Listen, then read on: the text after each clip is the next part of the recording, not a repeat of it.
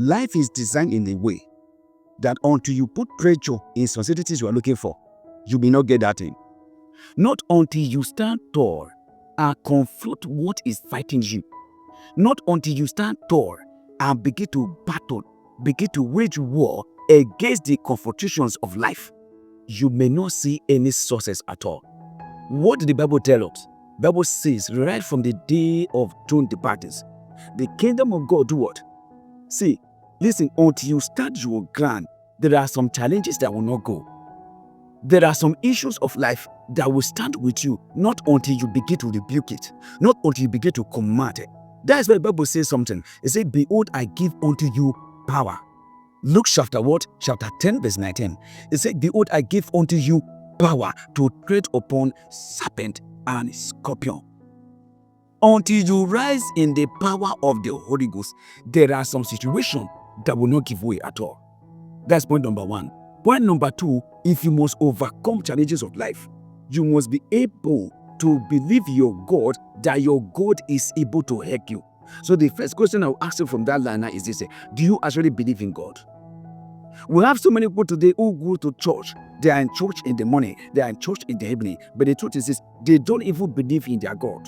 When they are trouble or when they are faced with challenges of life, what do? They run to another place for help.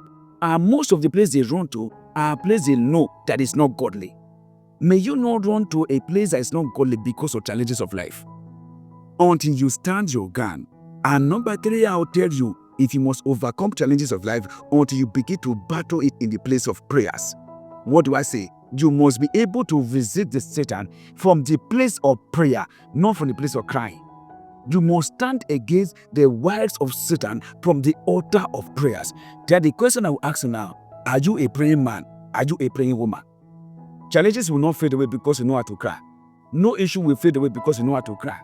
But the only way challenges can go, it is a man that can pray. It's a woman that can pray. I want to talk about prayer. Somebody that can labor in prayer, not only for 10 minutes. I used to in school class, children class.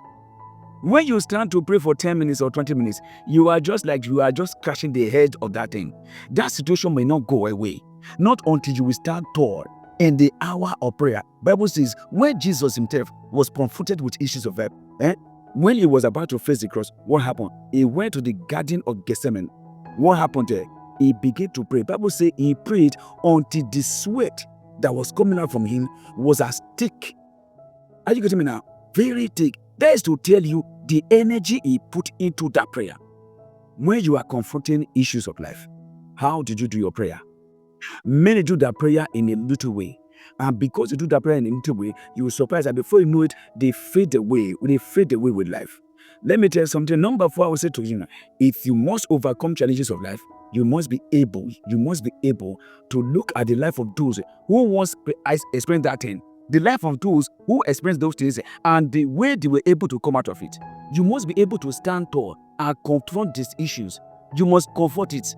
If you don't confront it, I tell you the truth, that issue will stand against you tomorrow. The matter you run away from today will face you tomorrow. But the one you stand against today will run away. So you must be able to learn. I've mentioned 4 things, and that 4 things is what I've come to tell you. Until you stand your ground and face the issues of life, some troubles will not go by your crying. Troubles will only go by you confronting it, by you challenging it. Have you not seen those that trade drugs? Those people that have dogs, what do you do to them? If you are going out and your dog is following you, if you tell that dog, go back, what will happen? The dog will not go back. The dog will still want to follow you. I'm talking about those, our local dogs. But if you carry something and you scream and say, hey, go back, what happened? The dog will take off. The way you have to treat Satan is the way by commanding it. Jesus told us something. He said you will command it. Command it. He didn't say you wish Satan. He said resist it. When you resist Satan, he will do what? He will flee away from you. But we have so many persons today that when they pass through issues, they begin to cry. They lie down and say they will not go to church again. Staying at home will not help you in the face of challenges. Your ability to stay and know your God and hold on to your God, bury yourself in prayer, that's when challenges will fade away. I am praying for you. May God strengthen you, even in the face of challenges. In Jesus' name, amen. God bless you.